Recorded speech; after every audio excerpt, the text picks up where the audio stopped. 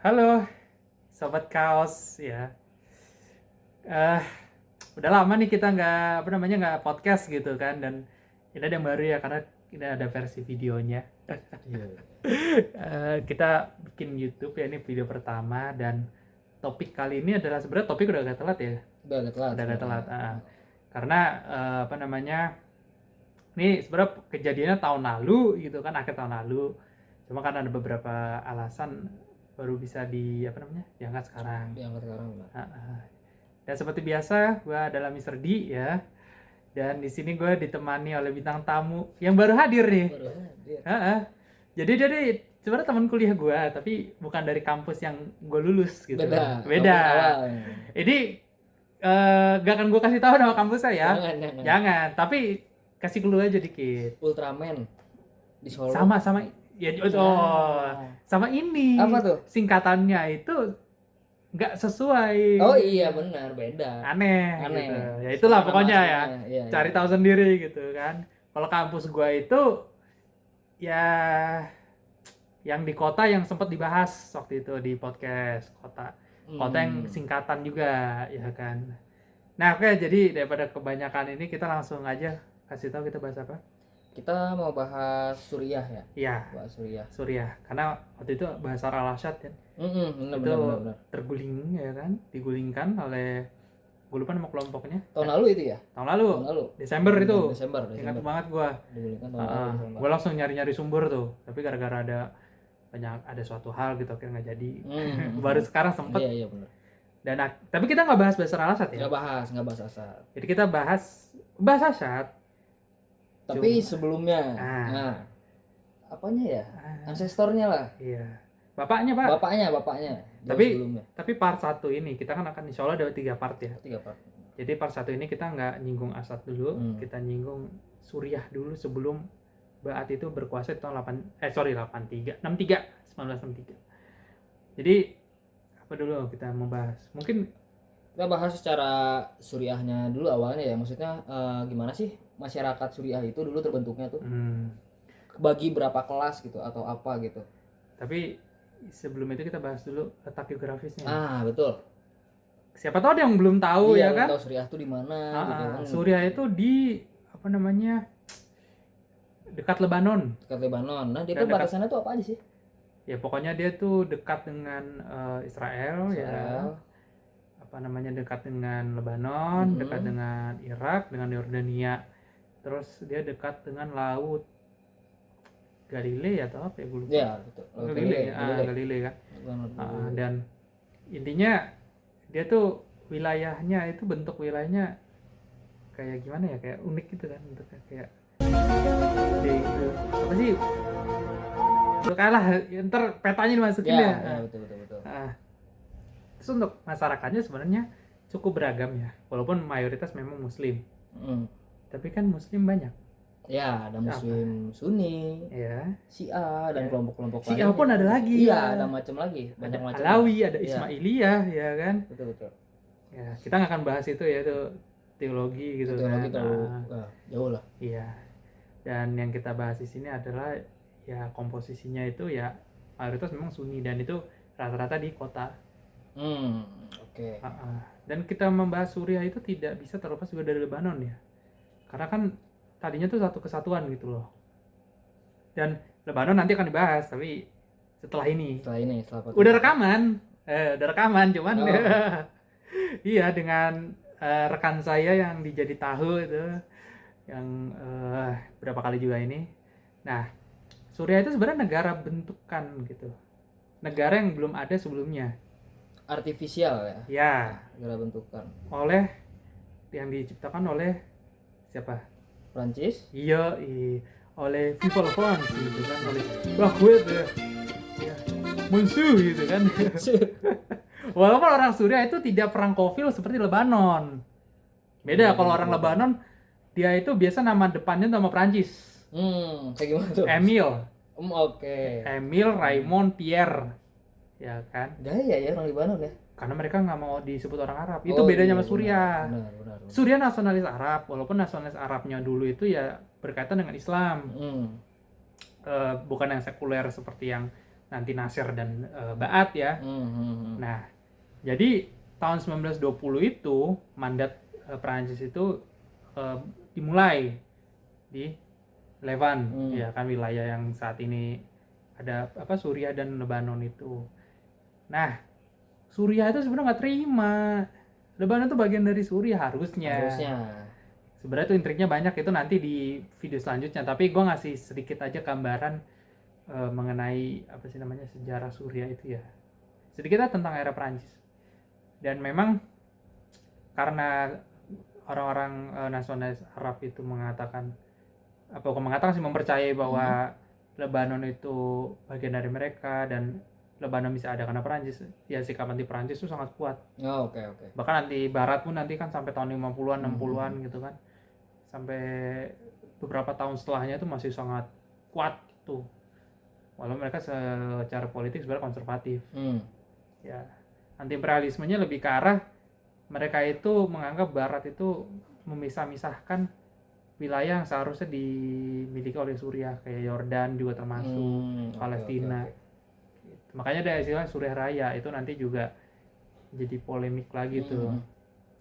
Nah, hubungan desa dan kota itu buruk, Pak. Kenapa tuh? Kenapa bisa buruk gitu antara desa dan kota itu? Nah, jadi desa kota buruk itu ya karena memang terjadinya eksploitasi. Eksploitasi yang dilakukan oleh orang-orang kota? Yoi. Oke.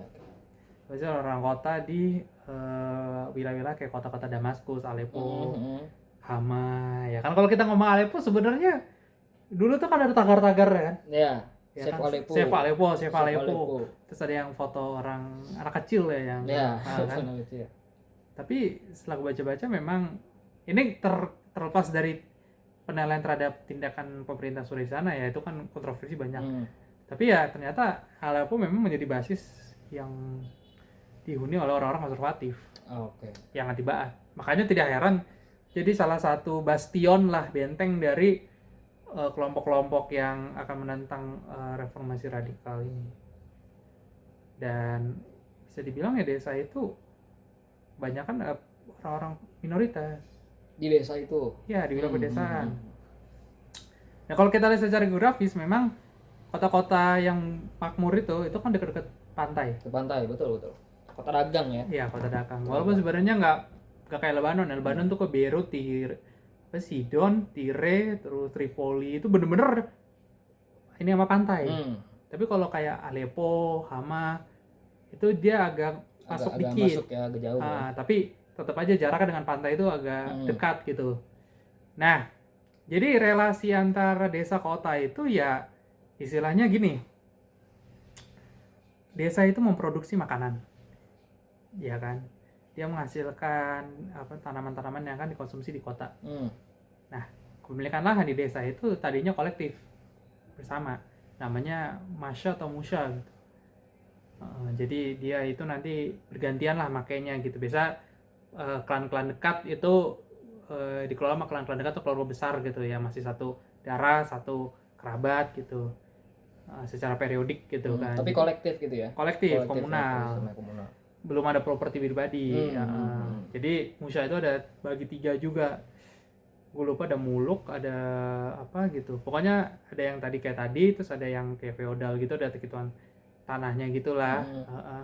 Terus ada wakaf. Wakaf itu yang ini ya agama lah ya kan, masjid biasanya. Tapi yang paling banyak itu yang model yang tadi tuh yang awal. Nah, itu bukan di Suriah doang, di Palestina juga seperti itu. Ada 2 jurnal yang ngebahas itu soal pemilikan lahan. Dan ini berubah di tahun 1858. Jadi ada undang-undang lahan, yaitu yang ngubah kepemilikan lahan itu menjadi lebih terpusat lah. Lebih terpusat, oke. Ya enggak? Tuan tanah langsung kaya, langsung stong gitu. Kepemilikan lahan itu langsung mengkerucut. Ya, jadi sekitar berapa persen dong menguasai berapa puluh persen lahan. Oke. Langsung kaya dong. Langsung kaya lah. Itu siapa itu yang mencetuskan itu, dari mana itu? Osmani ya? Ya, undang-undang 58 Osmani. Ya. Nah, itu nggak hanya di Suriah doang, di Palestina juga, dan itu salah satu juga nanti terkait dengan kenapa orang-orang Zionis itu bisa ngambil lahan ya. Dia kan nggak beli sama tuan tanah yang sebenarnya tidak hadir di ini kan, di apa sih namanya, di desa gitu. Dan emang relasi antara tuan tanah dengan apa sih namanya, para petani itu buruk, karena mereka menderita banget. Nggak ada tuh patron klientisme, nggak ada Nggak ada. sistem patron klien. nggak ada. Kalaupun ada juga nggak sekuat, mungkin nggak sekuat di Lebanon ya. Lebanon ada namanya Zaim. Ya di Suriah juga memang ada Zaim di bukunya kalau nggak salah. Detik Seal yang asal The Struggle of Middle East, dijelaskan memang ada Zaim juga. Cuman setelah gue baca-baca ya, dan gue compare sama Lebanon, beda. Ya kan. Sistem zaimnya itu yang beda. Zaimnya mungkin sama, istilah tuan tanah gitu. Zaim sama Zu'ama, satu jamak, satu apa namanya, tunggal gitu kan. Cuman kalau di Lebanon itu salah satu alasan kenapa negara mereka lemah ya, ini kita sedikit Lebanon ya buat secara komparasi, karena kan satu unit sebenarnya itu loh, Lebanon Suriah itu kuat gitu hubungannya. Jadi biasanya orang-orang yang tinggal di wilayah Zaim itu akan milih dia. Oke. Di Lebanon tuh ada undang-undang, lu nggak boleh milih ya kan di luar tempat asal lu. Dan itu menguntungin tuan tanah di situ kan. Nah kalau nggak salah di Suriah juga semacam itu, gitu loh. Cuman karena relasinya nggak terlalu baik gitu kan, apalagi satu minoritas atau mayoritas. Betul. Ya coba, kira-kira apa? Jadi ada konflik ya. Yeah. Maksudnya karena mayoritasnya ya pasti orang-orang desanya. Mayoritas. Cuman mereka ya ditekan karena beda background ya, latar belakang secara agama juga. Iya. Sedikit aja, beberapa dari mereka kan minoritas kan banyak, ada Drusis, Ismailiyah, terus ada Kurdi, ada Alawi Syiah kan sebenarnya jatuhnya Syiah. Nggak tahu deh Syiahnya dianggap Syiah atau enggak, itu perdebatan lagi tuh. Tapi ya orang Sunni itu menganggap kayak Alawi lah, dia bukan Islam, dianggap beda. Gitu ya. Makanya memang hubungannya nggak terlalu baik gitu loh. Dan memang apa sih namanya, ya ada penjelasan juga, gue lupa di buku mana, kalau nggak di Asad The Struggle of Middle East juga, karena dia kan tentang biografi Asad, tapi di bagian awal tuh tentang itu loh, struktur masyarakat di Suriah dijelasin.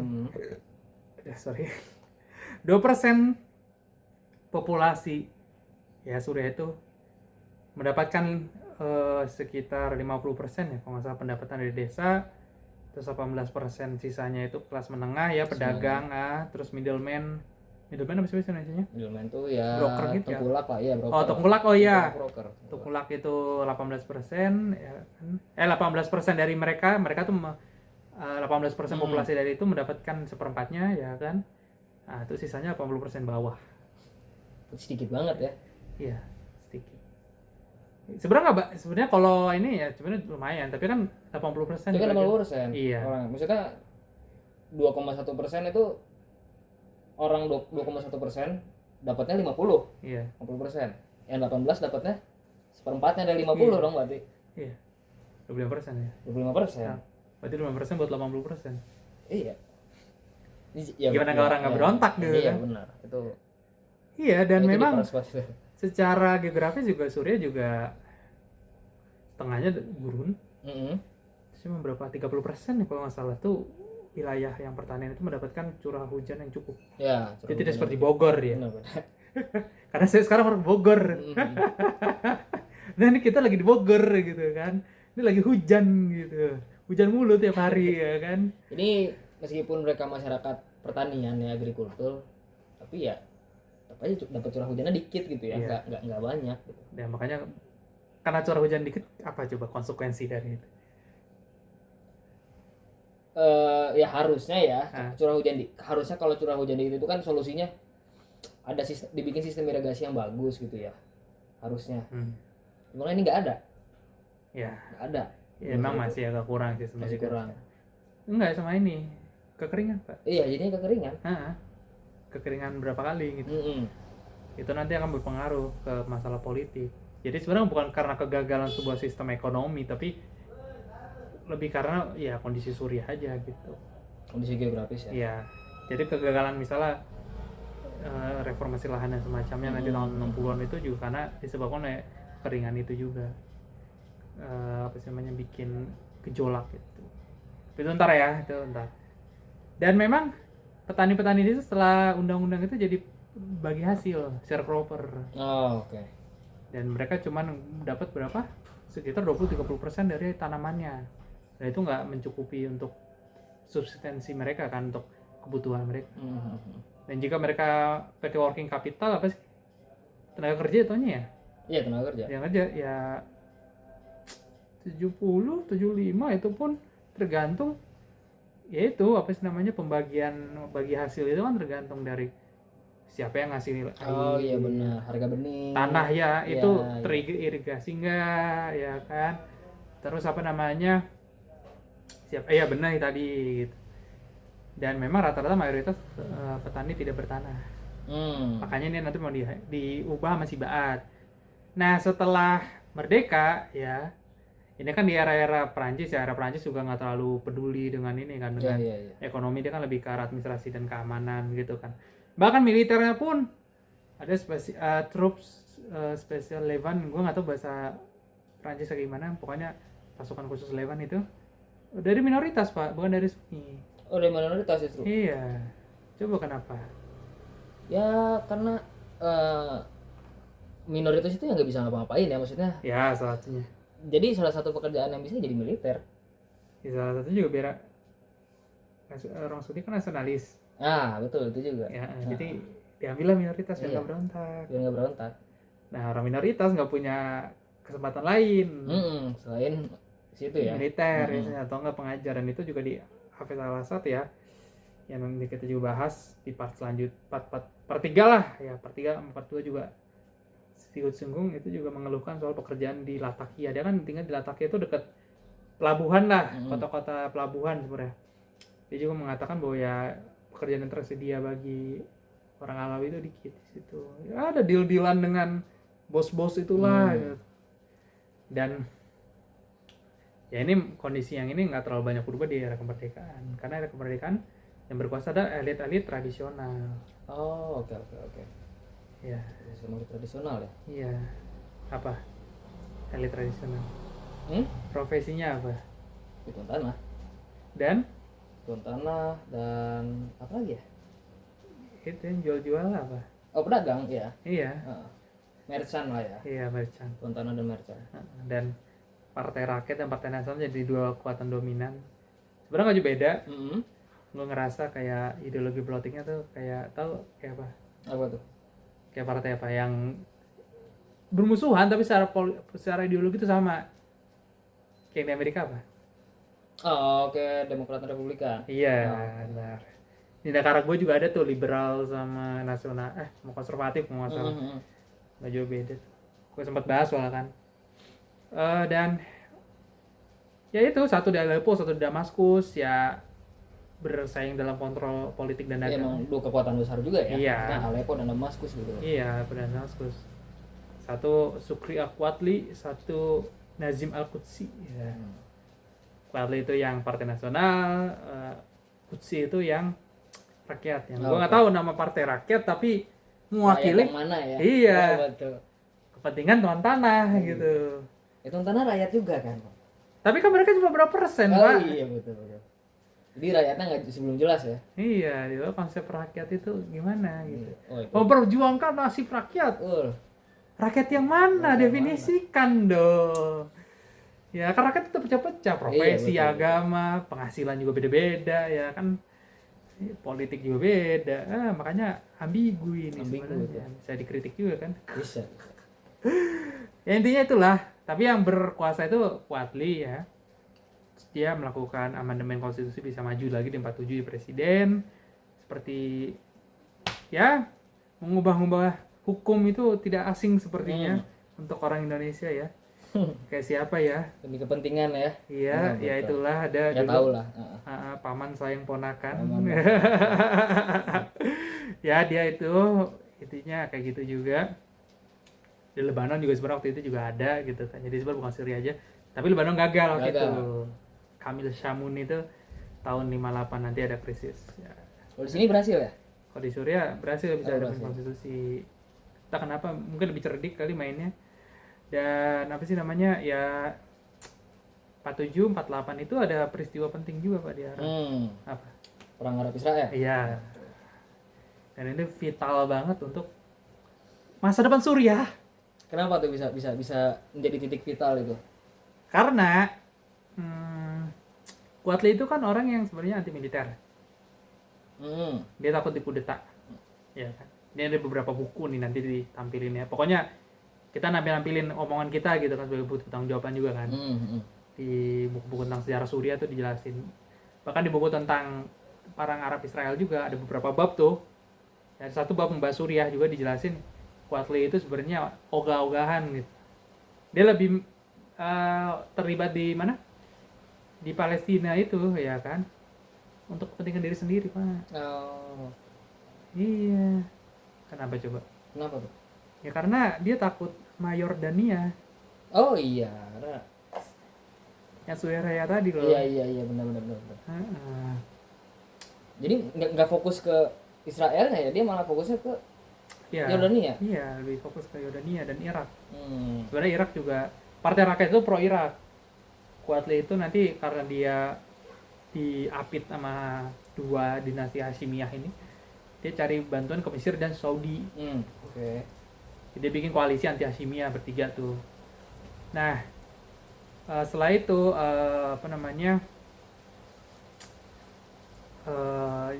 ya dia ngirim tentara 3.000 orang kalau nggak salah. 3.000 aja. Ya. Karena memang militer lemah Pak. Kan seperti yang tadi dibilang, militer di era Prancis itu ya di minoritas dan nggak terlalu diperkuat banget kan. Karena takut memberontak ya. Iya benar. Karena di Prancis kan kencang banget kan. Iya. Nah karena memang ada beberapa upaya lobby dari orang-orang militer juga dan politisi kalau nggak salah. Pokoknya sebenarnya akan Quatli untuk melakukan modernisasi, reformasi militer, beli senjata baru. Karena nanti kan ada PBB yang ngelakuin embargo senjata kan. Orang Zionis yang dilatih Inggris. Iya benar.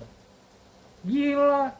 Dan itu memang di beberapa buku, karena ini spoiler karena gue akan bahas Nakba ya. Iya Nakba ya, itu pengusiran orang Palestina ya. Ada buku The Voice of Nakba, jadi ada bab yang mengatakan bahwa, bukan mengatakan sih, memuat wawancara dengan mantan-mantan pejuang. Oke. Itu isinya itu rata-rata mereka mengatakan ya bahwa latihan juga cuma bentar, berapa minggu doang gitu kan. Intens berarti ya? Ya, terus persenjataan juga minim, terus kadang kelakuan milisi. Ada Arab Liberation Army kan? Gue lupa Arab Liberation Army atau Arab Salvation Army. Ya, pokoknya itulah. Tadinya dia ngirim milisi, baru nanti negara-negara Arab itu terlibat langsung. Nah, intinya yang HLA itu ya secara persenjataan sangat kurang. Orang Zionis itu dilatih loh sama Inggris. Ya, di bukunya Elan Pape juga dibahas kok. Ethnic cleansing of Palestine itu dibahas. Gue baru baca satu bab gitu kan. Tapi gue inget banget dibahas. Mereka dilatih untuk operasi malam gitu. Terus pakai mesin, senjata senapan mesin ya kan. Terus ada yang mengatakan bahwa pakai serangan udara juga ya hancur lebur lah, babak belur gitu. Udah dilatih dengan elit lah gitu. Iya. Ya. Para militer kan ada Haganah, Parcham, ada Irgun, Lehi. Itu kan di PD2 itu seingat gue juga terlibat lah ya kan. Bahkan di PD1 juga ada Legion Yahudi gitu di Inggris. Jadi sebenarnya orang-orang Yahudi itu udah pelatihan militer udah kuat, karena kan dulu di Palestina kan berapa kali ada pemberontakan kan, ada kerusuhan gitu tahun 9 di Hebron yang kalau nggak salah. Terus 35-36 juga yang Arab itu kan, pemberontakan Arab itu. Makanya orang komunitas Yahudi itu di Yusuf itu, nama komunitas penduduk Yahudi itu yang membentuk ya para militer itu Haganah itu. Yang paling terkenal kan Haganah, Lehi, dan Irgun. Irgun itu ya nanti orang-orang kanan kayak Begin yang sekarang Netanyahu gitu loh. Karena kalah, hancur lah muka orang Arab, ya kan. Orang-orang Suriah marah. Sama kita kalah Palestina. Konstantin Zurek, dia orang Suriah juga, dia sejarawan. Dia ngkritisi itu dalam bukunya Nakba. Jadi istilah Nakba itu dia yang bikin. Okay. The Meaning of Disaster, bahasa Inggris. Jadi dia mengatakan bahwa ya pemimpin Arab itu ya gara-gara saling berantem satu sama lain ya itu yang bikin kalah. Ya, nggak bersatu gitu ya. Iya, Malah jadi pecah gitu. dia pecah ya. Padahal ada musuh bersama padahal ya. Iya. Ya kan? Suriah fokus ke Yordania fokus mau nyaplok Suriah. Iya. Si Abdullah itu pengen bikin Damaskus jadi ibu kotanya yang baru. Karena itu kan ambisi memang dari Faisal satu kan. Yang sebelum dikalahin sama Perancis. Ya sudah. Apalagi waktu itu si Quadli juga menolak permintaan dari Jihad Muqasyada ya, pokoknya salah satu ya paramiliter gitu. Orang Palestina minta bantuan senjata gitu-gitu, ditolak kan? Ditolak dia. Minta bantuan gitu kan. Akhirnya ini kalah. Terus dia teriak kan, ini gue lupa namanya tapi kayaknya masih kerabat sama Mufti Yerusalem yang Haji Amin Al-Husaini, namanya masih Al-Husaini juga. Dia mengatakan lu semua tuh pengkhianat, kita tuh bakal kalah gara-gara lu gitu. Kan emang bener gitu, kalah kan akhirnya. Ya udah, militer juga dikambing hitamkan. Iya betul. Ini nggak sekali aja, nanti di tahun-tahun selanjutnya akan ada lagi kejadian serupa dan juga akan penting bagi politik Suriah. Akhirnya kudeta di tahun 1949 oleh Husni al-Zaim. Salah satu alasannya karena ini ya, karena kalah itu ya? Ya, salah satu alasannya. Selain itu karena memang di era Quadli itu apa sih namanya, harga-harga waktu itu lagi mahal. Oh, inflasi gitu.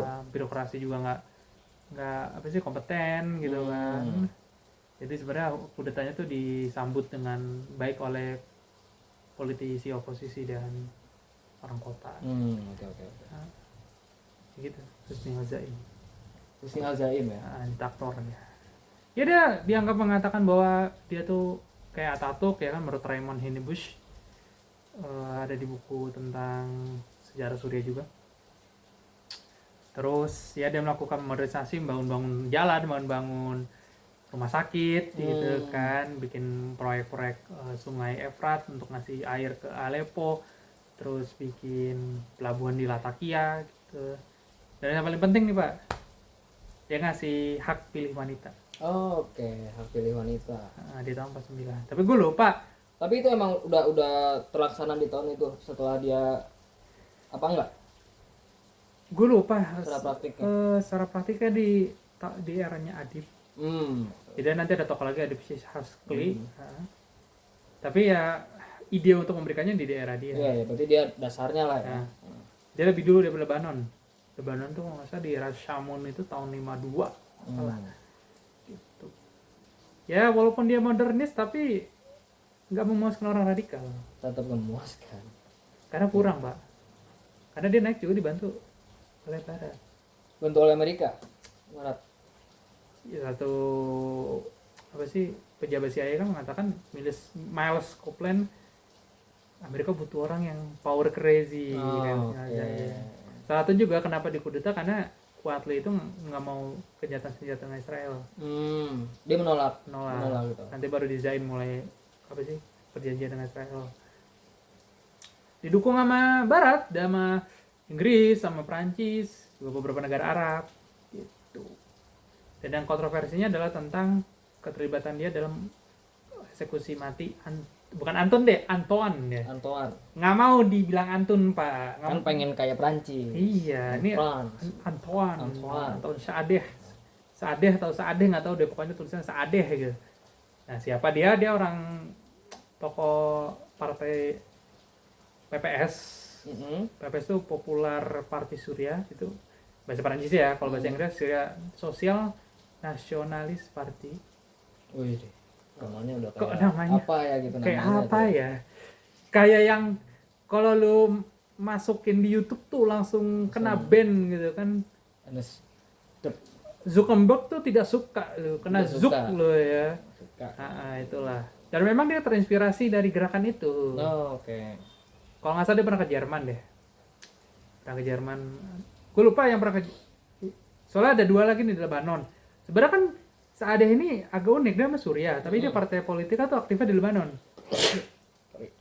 Nah di Lebanon juga ada yang Katay Party, ya Falange, ya kan. Itu Jumail, ya kan. Pierre Jumail itu juga kalau nggak salah ke Jerman, ya kan era seniman gagal, iya kan? Daerah itu ya. Ya, Ya, di tahun 30-an dia terpukau dengan pemuda-pemuda di sana yang semangat terus nasionalis terus dia bikin KTM. Nah, gua nggak tahu saat itu dia ke Jerman atau ke Italia gitu untuk mempelajari secara langsung, tapi dia terinspirasi dari itu. Ya, dia Jadi adalah itu sosial nasionalis ya Suriah itu. SS Nepe. Nah, dia kan mau kudeta tuh di tahun 9 di era Zaim berkuasa. Zaim kan juga punya ambisi juga di Lebanon. Cuma ketika kudeta gagal ya kan, akhirnya kabur kan Saadeh ke Suriah lagi, dilindungi sama Zaim, tapi ditekan sama pemerintah Arab gitu kan, kayak Saudi, kalau kan nanti nggak dikasih bantuan, ya udah dikasih tuh ke Lebanon, dieksekusi mati. Oh. Nanti kudeta di tahun yang sama, 4 bulan setelah itu. Berarti Suriah ini sebenarnya Land of Cook kali ya? Yoi lah, lu bayangin ya, Kudeta ya. gue spoiler aja nih, Ya, Cooknya. spoiler. 49 ada 3 kali. Terus gue nggak tahu 52 itu termasuk coup nggak tuh? Ya, cuman anggaplah nggak. Terus 54. 54 ada kudeta. 61, 61, 63, 63, 66, 66, 70. 70, 8 kali. 7 itu apa sih? 8. Kapan ya? Itu sampai tahun 70 aja ya itu ya. Iya. Belum sampai sekarang. Ya sekarang nggak ada lagi. Terakhir itu kemarin. Jatuhnya coup nggak sih dia? Soalnya kan Kup lah kan Kup ya? penggulingan. masalah bukan militer kan ngukup. Ya sih bukan sih. Lebih karena kabur aja sih Asad ya kan. Hmm. Ke Moskow. Ke Papa Putin. Apa sih? Iya, itu belum lagi beberapa upaya kudeta yang gagal. Tahun 57 ada. Oh iya benar. Terus tahun 61 62 juga ada. Terus di era Ba'ath ada berapa kali. Itu emang hobi ya. Hobi memang, hobi kudeta kayaknya. Hobi ya. kudeta. Land of Cook. Karena memang parlamenternya nggak stabil ya, mirip Indonesia kan. Tapi Indonesia waktu itu amannya sih nggak ada kudeta. Iya. Era parlementer ada kudeta Iya nggak? nggak ada sih. Cuma waktu itu tahun 52 kan yang krisis yang Iya. moncong meriam ke parlemen itu kan.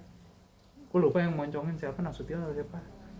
Terus yang minta bubarin parlemen, Soekarno bilang saya bukan diktator, saya nggak ini, tapi nanti dibubarin juga 59. Iya. Ya itulah, pokoknya nggak stabil lah parlemennya kan. Ganti-ganti pemerintahan dalam waktu yang singkat. Ya pokoknya gue lupa yang kudeta si Zaim itu Hinawi atau siapa gitu. Militer Sunni juga, orang Sunni. Orang Sunni. Terus si Shakli ini terlibat dan dia dianggap sebagai orang SS Nepe di kudeta yang ini nih. Iya. Ada juga yang menceritakan bahwa dia tuh kan si Zaim kalau nggak salah lagi tidur terus dibunuh kan, terus bajunya itu diambil sama si Adib terus kasih ke jandanya si Saadeh itu. Terus dia bilang kita telah membalaskan dendam. Wah. Ya itulah. Terus nanti di era itu Partai Rakyat berkuasa, itu kan nasional tuh. Karena Partai Rakyat yang pro Irak, negosiasi lah sama Irak buat penyatuan. Tapi Partai Rakyat pengennya desentralisasi, federasi gitu. Kalau Irak itu dia pengen lebih yang sentralistik. Tersentral. Adib ini nasionalis, nggak suka. Nah, tebaklah apa yang dilakukan dia. Apa tuh? Masa nggak tahu? Berontak deh. Kudeta lagi. Iya, kudeta lagi dong. Apalagi, jadi kan emang harus kudeta ya. Iya, senang sekali. Udah darah daging. Kalau nggak kudeta tuh tremor tanya. Gemeter gitu. Gemeter tuh. Land of Cook banget ya. Di tahun yang sama Pak, jadi 1 tahun tuh berapa kali? 3 kali kudeta. 3 kali. Lu bayangin. Akhirnya Adib naik, tapi dia nggak langsung jadi presiden. Tokoh-tokoh lain dulu dia dari balik layar lah. Okay. Jadi mastermind ya, gitu kan. Siapa di Indonesia ya? Ada lah. Ada ya. Ada. Kingmaker ada. Kingmaker ada lah, yang dijuluki Perdana Menteri Indonesia ya. Iya. Ya dia tuh, tapi senal dia tapi dia pro Barat. Aflaq tuh bilang dia tuh melawan Irak ya sebenarnya bukan karena dia netral gitu, bukan dia pengen independen, tapi karena memang dia didukung Saudi, didukung Prancis ya kan. Dukung Amerika. Gua nggak tahu sih kalau Amerika karena dia sempat nolak juga bantuan dari Amerika ya kan. Cuman intinya ya dia ya itu didukung blok barat lah. Dia pro barat juga cuma.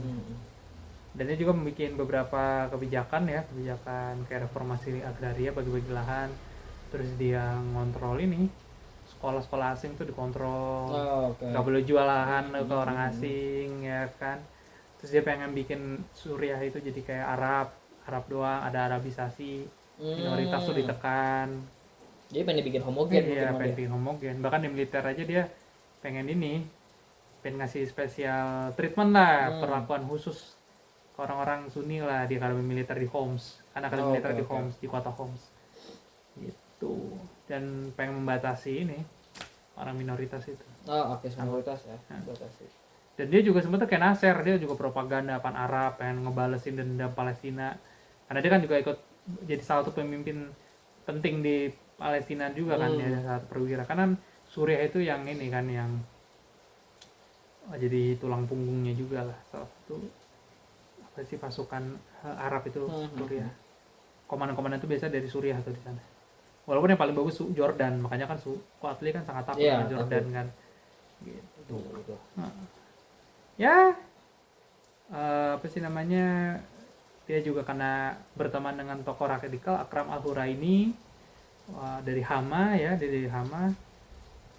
sama-sama dari Hama, sama bertempur di Palestina, bersahabat walaupun nanti retak karena ketika jadi presiden dia jadi diktator kan, si Adib bubarin partai, bikin partai tunggal, terus reformasi agraria dibatalin, terus dia juga ngebantai orang Druze. Dibantai sama dia? Iya, di kota Khauran itu gue lupa dibantai, pokoknya dihabis-habisin lah. Karena apa itu? Karena memberontak. Oke. Nah, itu nanti ada implikasi ke masa depan itu. Ya, dia dibunuh sama orang Druze. Nanti kan dia pindah tuh pokoknya dia sempat ke Lebanon, terus nanti terakhir di Brazil. Karena Brazil memang di Amerika Latin tuh jadi destinasi orang-orang Arab. Pelarian orang Arab. Bahkan Antus Saadeh juga dia lahir di Brazil sih menurut gue. Lahir di Brazil, masa kecil di Brazil gitu, baru balik ke Suriah. Nah, terus 54 si Salih digulingkan ya karena kondisi ekonomi, pengangguran, hoarding ya. Terus inflasi dan semacamnya gitu kan, ya diktator, digulingkan. Itu yang stabil lah ya negara ya. Habis itu 54 partai-partai non tradisional udah mulai naik, kan Ba'ath, terus sosialisnya si Haurani ya kan, terus Ikhwanul Muslimin. Iya, itu waktu itu didiriin tahun 30-an kalau nggak salah sama Mustafa Al-Sibai. Brotherhood. Nah, itu mulai bagus tuh performanya. Ya di 57 ada kudeta yang mau dilakukan oleh Amerika karena di situ udah sangat kiri ya. Tahun 56 aja udah mendekat banget dengan Soviet dan sekutunya dengan satelit-satelitnya di blok timur. Karena 56 itu udah bikin membuka hubungan pertama kali dengan Uni Soviet, beli senjata dan semacamnya. Ya kan, beda dengan Lebanon yang lebih barat ya kan. Terus di parlemen isinya walaupun waktu itu masih di 54 pemilu masih orang-orang elit tradisional, tapi udah mulai ada penetrasi dari radikal lah ya. Radikal. Apalagi waktu itu kan ekonomi memang lagi berkembang kan, industri ringan kayak tekstil gitu lagi bagus-bagusnya. Terus ada tembakau juga, terus ada kapas ya kalau nggak salah, terus banyak konstruksi dan semacamnya. Pendidikan juga cukup meluas walaupun sebagian kecil doang. Tapi kan ada perubahan lah. Ya, ada perubahan. Kelas menengah mulai muncul. Petani ini juga mulai mendapatkan dampak dari modernisasi kayak traktor, pompa irigasi. Mereka ini yang tadi bagi hasil mulai jadi buruh upahan. Terus mulai migrasi nih ke kota ya kan, cari yang lebih baik. Dan juga ada pengangguran di desa ya. Pokoknya kondisi sosial ini berpengaruh nanti ke kenapa Ba'ath bisa naik. Ya, Ba'ath itu intinya dia pan-Arabisme ya kan. Dia menolak komunisme, menolak demokrasi parlementer ala barat, menolak Islam. karena bagi mereka nggak bisa menyelesaikan masalah betul. orang Arab ya kan. Kalau Islam karena nggak bisa ke modern gitu kan, Modern. nggak bisa menyelesaikan ke modern, kata dia ya, kata dia ya jangan di ini ya, bahaya ini Mbak. Komunisme karena terlalu internasional Iya, ya. sama katanya internasional. individu ke hak individu Iya. direpresi kalau parlementer barat apa ketidakadilan itu dan ya ketidakstabilan kan. Nah itu tokohnya Aflaq dan Salahuddin Bitar, dua orang pengajar dari Sunni kok dari Sunni, dari Damaskus, satu Kristen Ortodoks satu Sunni. Nah itu, nah intinya sosialis tapi sosialis model-model Nordik lah, yang gak kayak Soviet yang radikal banget. Tapi nanti berubah tuh tahun 60-an, nanti itu di part 2 gitu intinya. Nah itu udah 40 menit, jadi kita fast aja cepat. Oh ini part 1 nih? Iya, part 1. Oke. Nah terus pokoknya di 58 ada UAR, United Arab Republic. Ya siapa itu? United Arab Republic? Iya, siapa? Siapa aja tuh? Sama siapa yuk? Sama siapa ya? Mesir dong. Oh iya, Mesir ya? Iya. Itu proyek ambisius Mesir ya? Iya. Karena kan itu takut sama komunis ya. Oh iya. Dia ingin penyatuan Arab ya? Iya, penyatuan Arab. Itu dari mana itu? Ya Suriah, Mesir dulu. Enggak, maksudnya visi mereka tuh yang disebut UAR tuh dari mana? Dari mana gimana? Batasannya yang menurut mereka Arabisasi itu. Ya sebenarnya satu think tank. Seharusnya bangsa Arab. Karena kan bahasa bangsa Arab tuh identitasnya kan di tahun era Perang Dunia Pertama ya. Itu kan lebih ke arah geografi dulu kan. Oke. Sarif Hussein Sarif yang Hussein dari Mekah itu dari wilayah mana Mediterania terus ke mana tuh Marsina sampai ke Marsina, pokoknya adalah Marsina Turki ya. ada dimasukin, tapi dalam 20-30 itu lebih ke identitas bahasa. Jadi penutur kata. Oke. Budaya lah ya. Budaya.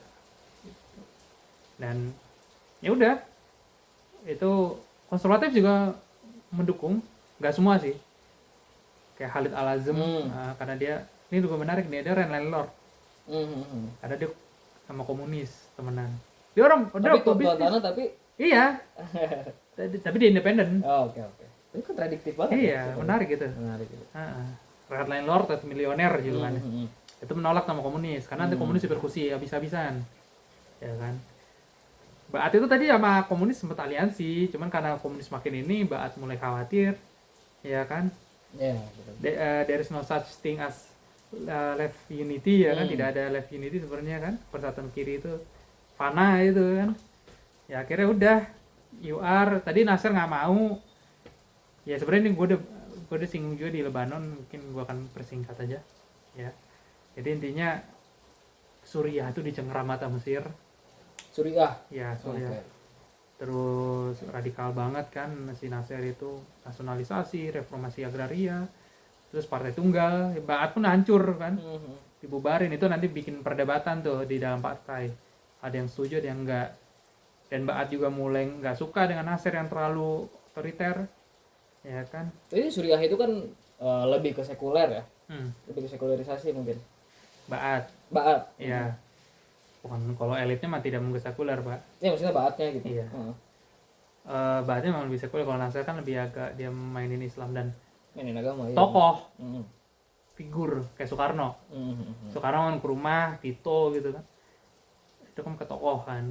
Kalau Ba'ath itu lebih ke ya organisasi. Iya, organisasi benar. Intelektual. Ya, dan orasi itu kan lebih banyak di Nasser. Orator dia. Aflaq bukan orator. Bitar mungkin punya kemampuan itu. Karena Bitar pengen partainya jadi gerakan massa. Kalau Aflaq tadi awalnya nggak mau, cuma jadi kayak PSI gitu loh. Oke. Ya armchair gitu kan. Ya kan PSI kan dia nggak bisa ngerebut massa kan, karena isinya orang-orang pinter doang kan. Iya benar. Terdidik elit-elit doang. Nah, kalau PKI kan ya sedikit aja diperbanding. Dia turun-turun ke jalan kan, bikin-bikin sekolah, bikin-bikin ini langsung, ketemu langsung. Ya. Iya, seleksi masuk partai PSI kan benar-benar ketat itu kan, isinya makanya orang-orang teknokrat. Iya benar. Nah itu yang bedain. Tapi Ba'ath pun akhirnya jadi partai ya cukup massa lah di petani minoritas. Ya, karena yang tadi itu, karena gejolak sosial akhirnya itu. ya mereka juga misi perubahan ya kan. Iya benar-benar. Sebenarnya ada tokoh lainnya, ada Zaki Al-Razuzi, cuma itu nanti kita bahas nanti aja lah. Ya intinya UAR gagal tahun 61, ada kudeta ya. Udah kudeta lagi. Iya, jadi kolonel siapa Nahlawi kan. Itu melakukan kudeta, dia orang konservatif, didukung sama bisnis lah. Terus ada beberapa versi nih, Nasser nih, respon Nasser, ada yang mengatakan Nasser ya sebenarnya dia kecewa gitu, sakit hati, patah hati ya. Dia mengatakan ya cari persatuan nasional dulu deh kalau gitu, tapi membuka diri untuk kalau mau gabung lagi. Lalu dia mengatakan Nasir pengen ngancurin pemberontakannya tapi nggak punya tentara yang setia sama dia di Damaskus ya kan, yang bisa langsung bergerak ngancurin komplotan itu. Terus dia sebenarnya pengen naro penerjun payung para trooper berapa ribu orang, tapi karena dia mendapatkan kabar kalau di Aleppo ya kalau nggak salah itu ada kayak pemberontakan atau ya ada kekuatan yang ngeberontak, akhirnya dia nahan diri, dan akhirnya ya 61 itu jadi kemunduran dikit lah untuk radikalisme arah. Karena elit yang konservatif itu naik lagi, Partai Rakyat itu Nazim Al-Qudsi itu gitu. 62 ada percobaan kudeta lagi gara-gara Nahlawi itu dipinggirkan gitu kan. Terus apalagi Ba'ath juga pecah, banyak yang mulai pecah ya. Mulai pecah Ba'ath. Iya, banyak yang mundurin diri gitu karena sentimen Nasser kan tinggi. Oke. Gitu. Sebenarnya Ba'ath masih pengen Nasser, pengen gabung ke Mesir, tapi dengan syarat diadil perlakuannya. Nah di sini mulai ini juga generasi baru, yang dari Alawi itu, yang dari desa Alawi Drus. Oke.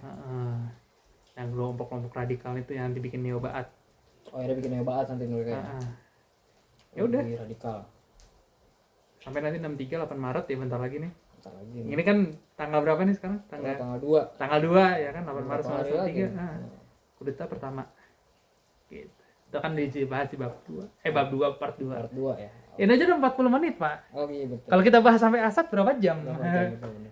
Lagi puasa lagi kan. Dan harus baca lagi gitu. Oke, sampai sini dulu, Noob. Astaga, kebiasaan. Oke, sampai sini dulu Sobat Kaos ya. Iya, karena gue juga biasa di Teknoob ya. Ya, gue ngampu juga di situ. Kita berapa kali collab loh. Collab.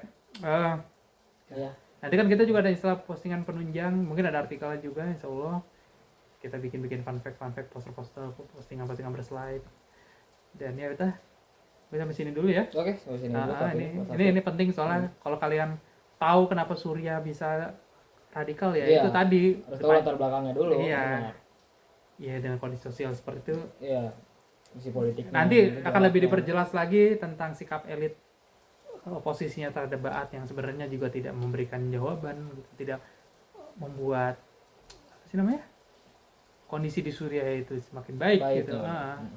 Itu nanti akan di part 2 dan part 3. Berburuk. Ya. Dan ya udah sampai sini dulu gua sobat kaos lagi. Jadi bentar lagi udah mau buka sih soalnya kan udah mikir gorengan gitu kan. Gua Mr. D dan gua Odo. Ya, kita pamit undur diri. Dadah.